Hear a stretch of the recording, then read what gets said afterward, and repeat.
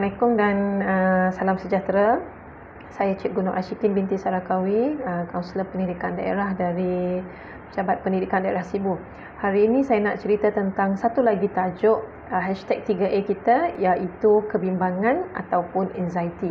Okey, apa itu kebimbangan? Kebimbangan ini sebenarnya adalah satu reaksi minda kita, reaksi badan kita terhadap situasi yang tertekan, terhadap situasi yang bahaya.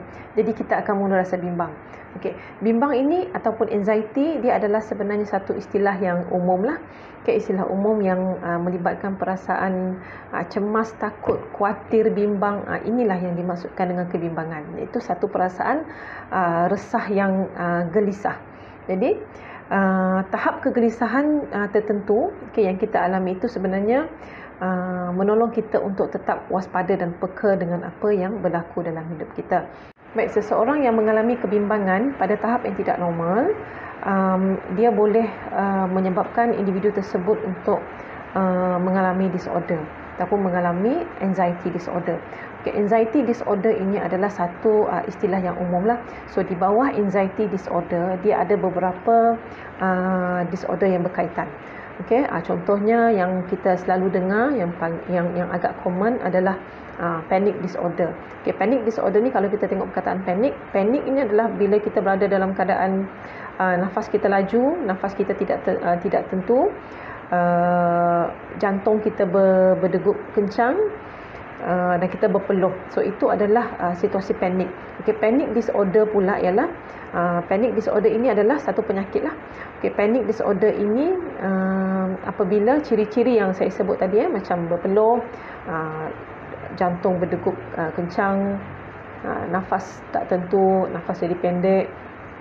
Apabila ciri-ciri tersebut berlarutan dalam tempoh masa yang panjang, jadi ia boleh menyebabkan seseorang itu mengalami panic disorder. Tapi kalau kita mempunyai ciri-ciri ini, kalau kita ada mengalami ciri-ciri ini, kita juga tidak boleh jump into conclusion yang kita kata kita ada disorder. Tidak. Disorder ini hanya boleh didiagnose oleh pakar sahaja. Selain daripada panic disorder, antara anxiety disorder lain yang berpunca daripada kemurungan berpunca daripada kebimbangan ialah OCD. OCD pun kita biasa dengar. OCD ni adalah Obsessive Compulsive Disorder. Kalau dalam bahasa yang mudah, OCD ni adalah satu tindakan yang dilakukan berulang-ulang kali. Dia buat banyak-banyak kali untuk melegakan kerisauan yang dialami. Dia buat sesuatu itu banyak-banyak kali untuk legakan apa yang dia rasa dia tak puas hati. Ataupun dalam bahasa mudah kita katakan was-was lah. Was-was, contohnya bila dia dah bersihkan tangan, dia rasa was-was. Was-was yang melampau. Dia rasa was-was, dia tak pasti sama ada tangan dah bersih ke belum, jadi dia akan basuh lagi tangan dia. Dia akan basuh berulang kali. Dah kering, tangan dah kering, dia akan basuh lagi. Sebab dia nak melegakan kerisauan dia terhadap kebersihan tangan dia. Sebab dia ada kerisauan yang meresahkan tadi kan. Kalau kita tengok definisi kebimbangan tadi kan, satu resah yang gelisah. Jadi dia gelisah, tangan dia tak bersih. Jadi dia akan buat satu tindakan yang berulang-ulang kali untuk legakan keresahan dia. Itu adalah OCD.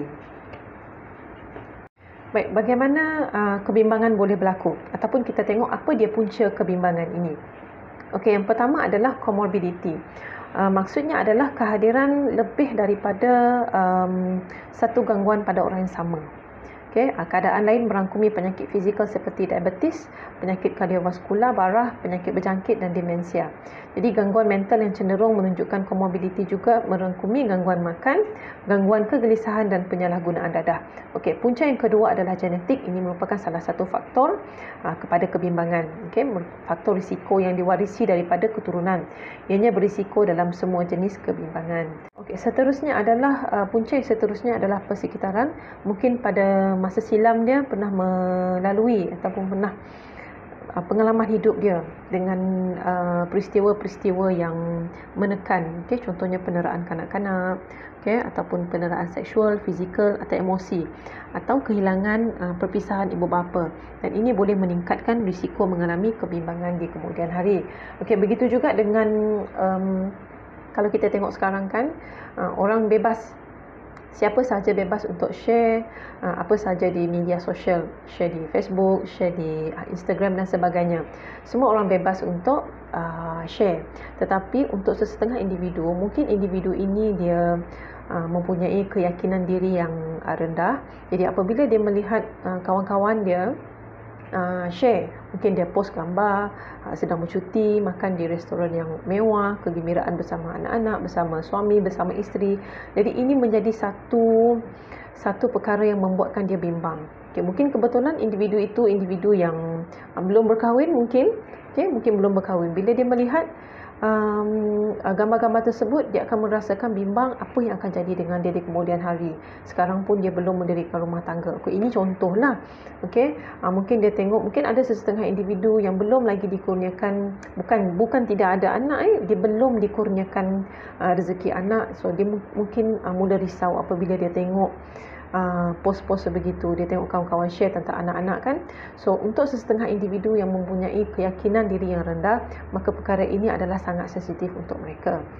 Jadi ini boleh menyebabkan individu tersebut mengalami kebimbangan. So begitulah media sosial ini boleh mempengaruhi kebimbangan seseorang. Baik, punca yang seterusnya ialah kesihatan. Keadaan kesihatan yang kronik dapat meningkatkan risiko gangguan kebimbangan. Tapi kita tidak boleh kata semua individu yang ada sakit kronik akan mengalami gangguan kebimbangan. Sebab kita faham kalau yang ada sakit kronik, jadi pastinya dari segi pergerakan ataupun dari segi rutin harian dia mungkin agak terbatas. Yang menyebabkan ada setengah individu akan mengalami gangguan kebimbangan, tetapi tidak semua. Seterusnya menjaga individu yang menjaga pesakit kronik yang signifikan dari ahli keluarga atau orang tersayang juga merupakan faktor yang boleh menyebabkan kebimbangan. Jadi bukan saja orang yang sakit, tetapi orang yang menjaga orang yang sakit juga mempunyai risiko untuk gangguan kebimbangan. Seterusnya ialah gaya hidup. Pilihan gaya hidup yang dapat mempengaruhi risiko secara signifikan. Penggunaan tembakau atau kafein yang berlebihan dapat meningkatkan kegelisahan. Kandungan kafein terlalu tinggi mungkin menyebabkan gangguan dari segi tidur dan sebagainya. Baik, bagaimana kita nak mencegah kebimbangan ini? So yang pertama adalah relaksasi.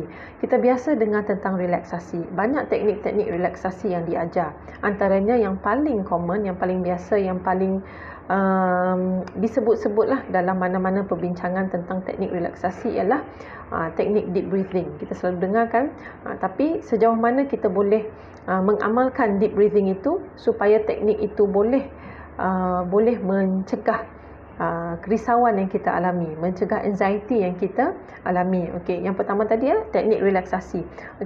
Kita boleh pilih mana-mana teknik yang kita rasa sesuai untuk kita. Antaranya teknik deep breathing. Yang pernah sebelum ini saya share teknik butterfly hug. Seterusnya teknik urutan 5 jari. Kita ada banyak teknik. Pilihlah salah satu yang berkesan untuk tuan-tuan dan puan-puan. Yang kedua ialah berfikiran positif. Sekiranya tuan-tuan dan puan-puan berhadapan dengan situasi yang mencemaskan, yang mungkin boleh menyebabkan anda bimbang, tetaplah yakin bahawa anda mampu untuk berhadapan dengan situasi tersebut. Kita perlu sentiasa ingat bahawa Tuhan tidak akan menguji kita dengan perkara-perkara yang di luar kemampuan kita. Baik, yang ketiga ialah pemakanan yang sihat. Jadi makanan yang sihat, makanan yang lengkap dengan nutrisi akan membolehkan tubuh badan kita menerima zat yang cukup dan akan menjamin tubuh badan yang sihat. Jadi seterusnya membolehkan kita untuk menjalankan rutin harian kita dengan lebih baiklah. Seterusnya ialah rehat yang sempurna.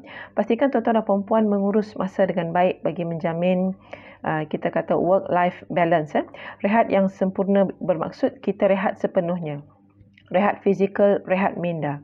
Kita biasanya tidak dapat menikmati rehat yang sempurna sebab apa? Kerana kita kebiasaannya akan rehatkan badan sahaja. Kita akan duduk, kita akan baring, tetapi minda kita masih memikirkan tentang kerja, tentang masalah dan sebagainya.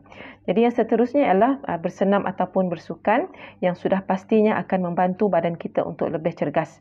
Bila badan kita cergas, otak kita cerdas, insya-Allah kita akan lebih mudah untuk bekerja, lebih mudah untuk cope dengan apa sahaja situasi yang boleh menyebabkan kita risau ataupun bimbang. Dan Dan yang terakhir ialah tidur yang mencukupi. Tidur yang bukan sahaja cukup tetapi tidur yang berkualiti juga boleh mencegah seseorang daripada mengalami kebimbangan. Bila oksigen cukup, maka otak akan bekerja dengan lebih baik.